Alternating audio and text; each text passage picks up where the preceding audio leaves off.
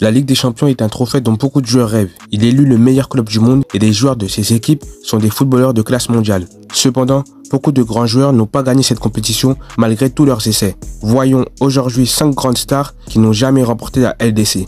Mais avant ça, n'hésite pas à t'abonner à la chaîne, c'est rapide et ça me soutient énormément. C'est parti pour la vidéo.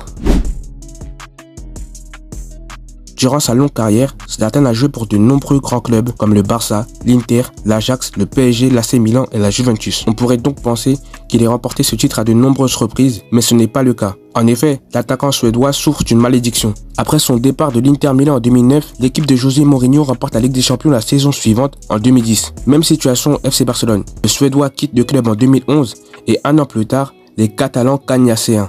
Ces statistiques dans la compétition ne sont pas incroyables. En plus de 9 participations en quart de LDC, il n'a jamais atteint les demi-finales et ça, peu importe son équipe. On passe tout de suite au joueur suivant.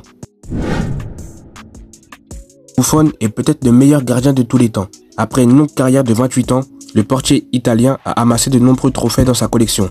10 fois champion d'Italie, un trophée des champions, mais aussi une coupe de l'UEFA. On peut aussi remarquer sa constance incroyable par le fait qu'il ait participé à 5 coupes du monde durant sa carrière, dont une victoire en 2006. Malheureusement, il détient aussi un autre record, celui du plus grand nombre de participations à une finale de Ligue des Champions sans jamais avoir soulevé la coupe. On commence par une défaite en 2003 face à l'AC Milan au tir au but lors de la première finale 100% italienne de l'histoire de la compétition. Une autre défaite 3-1 face au FC Barcelone au stade olympique de Berlin et en 2017 lorsque le Real s'imposa 4-1 face à la Juventus. Troisième joueur de la liste. Ronaldo est considéré comme le meilleur numéro 9 de l'histoire. Double ballon d'or en 1997 et en 2002, il a aussi été 2 fois champion du monde. Mais il reste un trophée qu'il n'a jamais remporté durant sa carrière. Malgré ses passages au FC Barcelone, au Real Madrid et à l'Inter Milan, l'attaquant brésilien n'a jamais remporté ce trophée. A noter que l'AC Milan a remporté la C1 sans lui en 2007.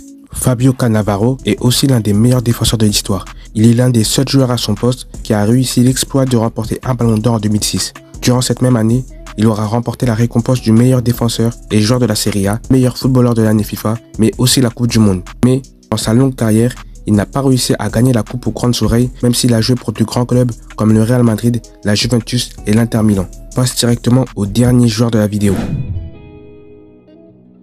À seulement 25 ans, la présence de Kylian Mbappé dans ce top peut sembler étrange, mais je pense qu'il a le talent nécessaire pour remporter ce titre malgré son très jeune âge. On peut dire qu'il n'est vraiment pas aidé par le PSG entre les défaites face au Real Madrid, Manchester United et le FC Bayern en finale.